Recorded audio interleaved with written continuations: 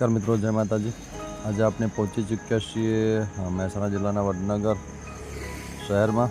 મિત્રો, વડનગર શહેરની ઉત્તર દિશામાં એક ગણપતિ દાદાનું મંદિર આવેલું છે।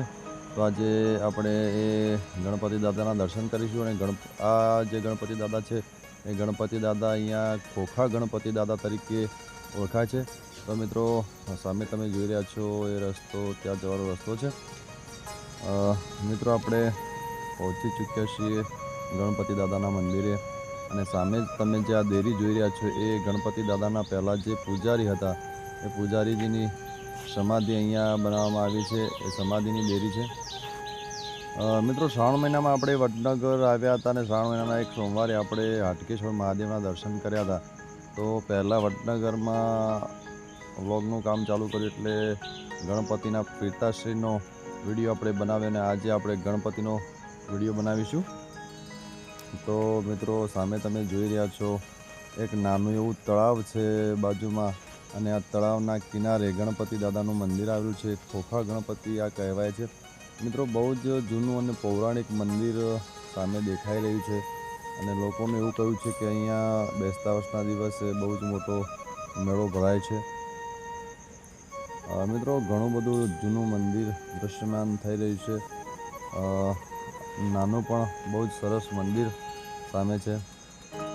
મિત્રો, આપણે દરવાજો ખોલીને તો દર્શન નહીં કરી શકીએ કારણ કે તાળું લાગેલું છે, પણ મારાથી બનતી કોશિશ હું તમને અંદરની મૂર્તિ બતાવવાની કોશિશ કરીશ। મિત્રો, ઉપર એક સૂચના મારેલ છે બુધવારે આ મંત્રોના જાપ કરવા એવા। મિત્રો, આપણે બારીમાંથી દરવાજામાંથી મિત્રો આપણે ગણપતિ દાદાના દર્શન કરીશું।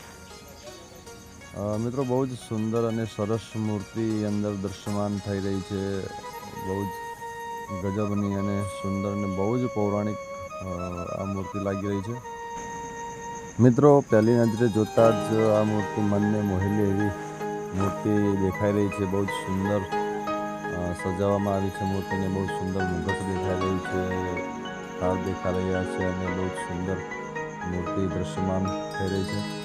મિત્રો, તમે પણ કોઈક વાર વડનગર આવો તો વડનગરની ઉત્તર દિશામાં એટલે કે અમરખોર દરવાજા બહાર નીકળતા શિપુર રોડ ઉપર જ આ સ્થાનક આવેલું છે, તો અચૂકથી મુલાકાત કરશો।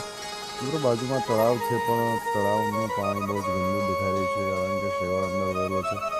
એટલે તંત્રને વિનંતી કરીશું કે અહીંયા સાફ સફાઈ કરાવે અને પર્યટકો આ જગ્યા ઉપર આવે એવી સુવિધા ઊભી કરવામાં અહીં આવે। મિત્રો, બહુ જ આનંદ થયો આ જગ્યાએ આવીને, આ જગ્યાના દર્શન કરીને, ગણપતિ દાદા દર્શન કરીને મનને શાંતિ મળી। તો તમે પણ કોઈક વાર આ જગ્યા ઉપર અવશ્ય આવશો એ મારી નમ્ર વિનંતી। મિત્રો, આપણી આજુબાજુ આવી નાની મોટી ઘણી બધી જગ્યાઓ છે, તો અવશ્ય એની મુલાકાતો કરવી જોઈએ એવી મારી નમ્ર વિનંતી છે। તો મિત્રો, આપણે નવા વ્લોગમાં અને નવા વિડીયોમાં ફરીથી મળીશું।